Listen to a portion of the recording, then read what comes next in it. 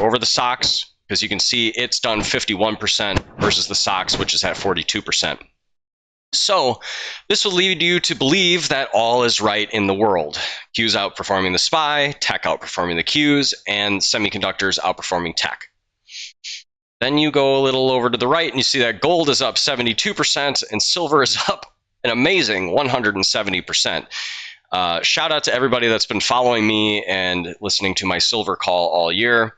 I think we all feel like we didn't buy enough, but if you have some exposure to it, you're feeling pretty dang good. So that's a little concerning, is it not? Gold and silver doing that well. Some other notable things to take a look at here. Biotech up 38%. That's pretty impressive. You also have industrials, space, aerospace and defense up 50%. And the industrials themselves have outperformed the SPY. Not quite outperforming the Qs. Financials are at 15%. They have underperformed the SPY. XLV, which is one that we're going to take a look at today, only 13%.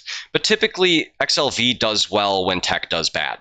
So you don't really want to see, if you're a tech investor like I am, you don't really want to see that do really, really well. The only reason I take a look at XLV is because it's a really good hedge.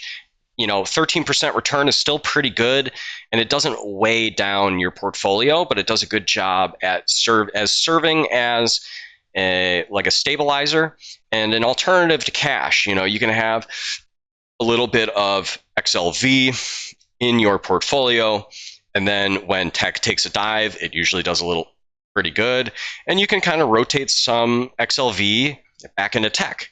And then after tech does really, really good, goes on a great run, maybe you start to hedge yourself by adding a little XLV. But if the market does good, it's not like it ruins your return. So I'm big fan of XLV. What else? Utilities, 13%. Obviously, the metals and mining ETF crushing it. IWM. IWM, 13%. IJR, which is supposed to be like the better IWM, did not do better. 6.87%. Mid caps did mids. Actually, they did the worst. 8%. It was a green year all around, really. If you were invested, you did good, unless you were in real estate or energy. They did not do very good. Home building. Obviously, these sectors have a lot of headlines about them and how poorly they've done. SCHD. Only 1.17%. The formation on it looks pretty good. Let's just take a look at that real quick. Any day now. It looks like this thing wants to break out of this pattern here. And it would not surprise me if it did this, if it broke out to the upside once interest rates come down more, because people aren't going to be able to get 4% anymore in their savings account, and they're going to be seeking yield. And SCHD, which has a dividend yield of 3.79%, I guess that's just not very attractive when you can get it without any risk, in a high yield savings account. So that'll be interesting to see. I wonder which way that'll go. I could see that going down so that, the yield becomes attractive again. So yeah, I'm not invested in SCHD. I think it's a good option if you're retired, but if you're trying to build wealth, I think it's trap. All right, let's dive in. But before we do, quick disclaimer.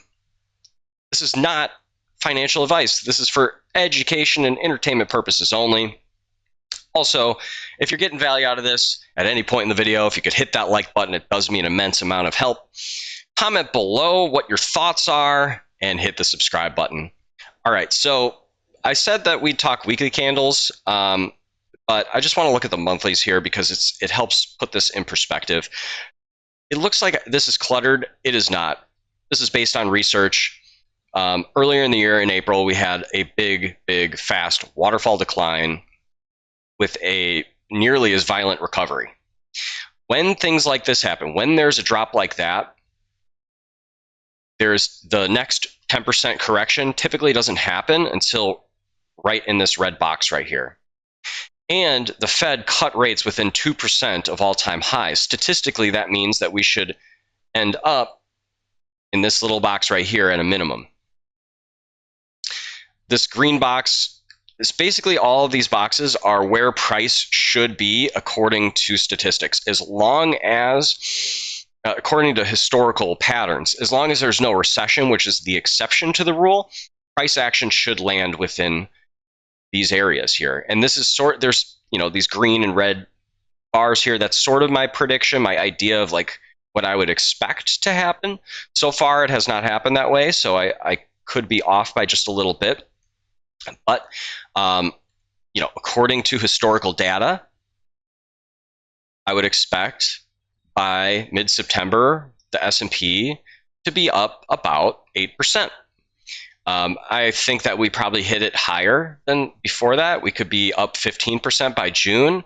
We get our correction, our 10% correction that we're supposed to get by roughly that time period. So we could be doing really good.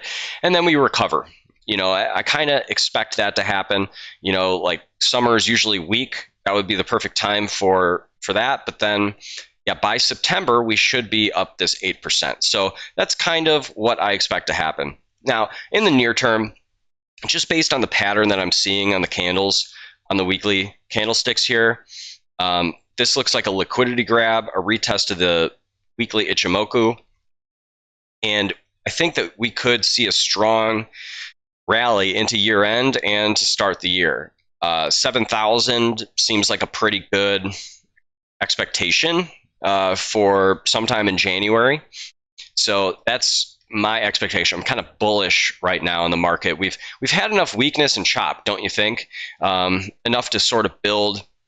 Actually, let's take a look at the anchored volume profile, because that can be a good thing to look at. So let's put it there. Yeah, so we've had plenty of volume in the area that we're at, and I think that we are ready to bounce off that point of control and go to new levels. I expect all-time highs next week. And this is the 28th that I'm filming this, so I'll probably release this first so that because I think it's the most important to kind of go over. So I'll do that. Okay, so that's the SPY. Qs are going to be the same story as we looked at. Qs just tend to do a little bit better over time. They're very highly correlated. So what kind of level do I expect? Maybe 670 for the Qs? That seems to make sense to me. Strong trend, though. We've held this Tenkan-sen on the weekly this entire way. Let's take a look at the daily.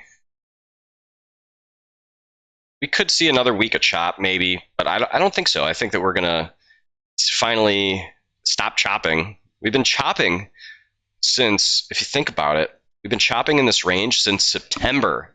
It's almost January. So I think it's time to graduate, don't you? Russell 2000. The Russell 2000 looks primed. I think Tom Lee was a little early in his calls a year to 2 years ago, but I think it's finally time. We're breaking all-time highs. We are, this little pattern right here, it's like a mini cup and handle. And I think that the small caps are finally going to have their big moment. They're finally going to have their big moment. If I look at this weekly, I see us holding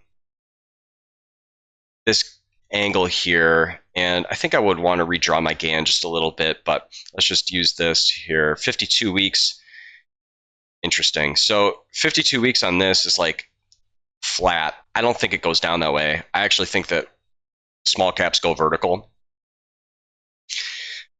Kind of what I see coming is biotech is the canary in the coal mine. It is telling us that small caps are ready to go because biotech is a major component of small caps. Regional banks, though, have been holding this back, and financials, I think, are ready to do their thing. And when you have biotech and financials doing well, Russell's got to do good.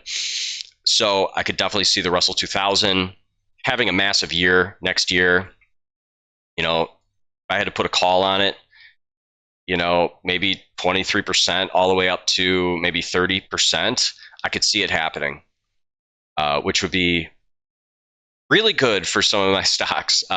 Zeta is in the Russell 2000.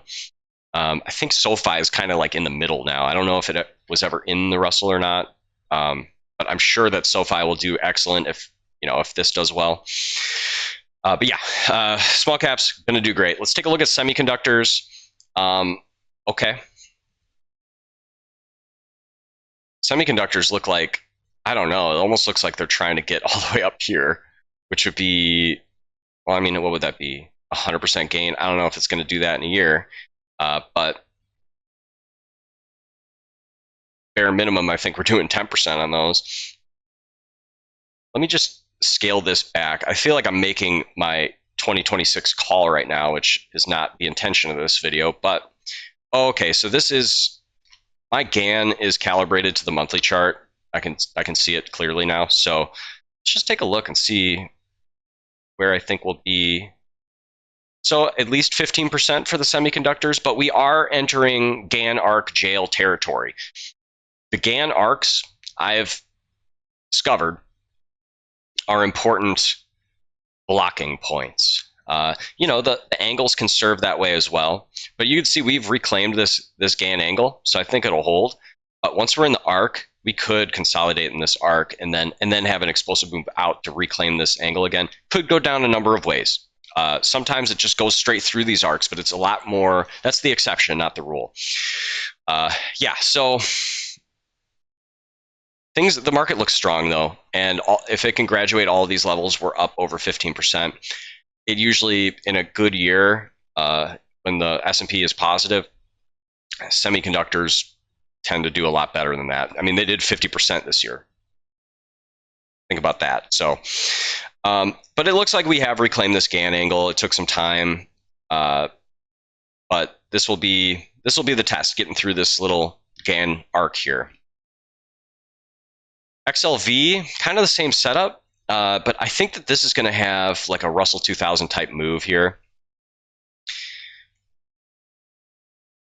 Could we get a 20% move over the year? That'd be really cool. But let's just take a look at the weekly. Okay, so when this is calibrated to the monthly, but it's still, there is symmetry when you look at the smaller time frames with these GANs. Can work out that way.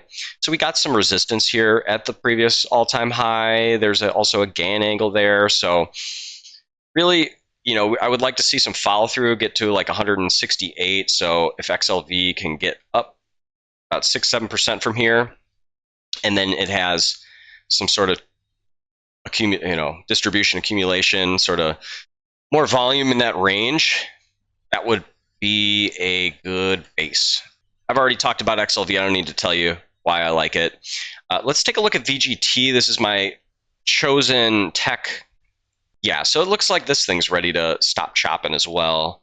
Let me put an anchor volume profile on this one. Yeah, dude. So this thing wants to go higher. It's above the point of control.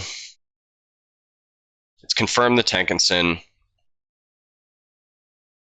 Tech wants to go higher. I think it's finally time for tech to break free, for it to go to the upside. And I don't know what next week has in store. If we challenge the all-time highs, that's a 5% week, which would be pretty sweet.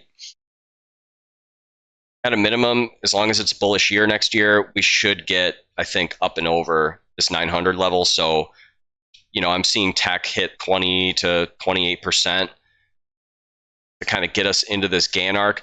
These GAN arcs, they can be dangerous. They trap price for a long period of time. So getting through them can be kind of tough. But I would expect tech to get up here. And if it follows my S&P model, by like September, let's see here. This is the weekly here. September, yeah. Let's just take a look. Okay, that makes actually perfect sense. So expectation, if I had to guess, get up here somewhere, and then we go down like that. Something like that. Let's change this to red. And then from here, maybe we have a nice bounce. Comes back down. And then we escape and jail. Maybe something like that makes sense for tech. So I think early part of the year looks really good. The price action for the last couple months, 3 months, has been fatiguing. I think we're in store for, we digested this move. I think we finally digested this move here, and it's time for us to fly. Like, let's do this thing. All right, well, that's it for this video.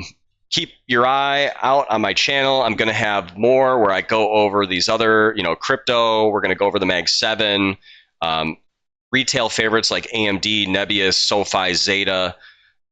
Some ones that retail should like more, like Shark Ninja and CrowdStrike and GE Vernova. We're also going to touch on silver and gold and oil and all that good stuff. So stick around, hit that subscribe button. Please hit the like button. Comment below what your thoughts are. What do you think the year-end number will be, or what next year has in store for the market overall? And until next time, Risky Ryan, out.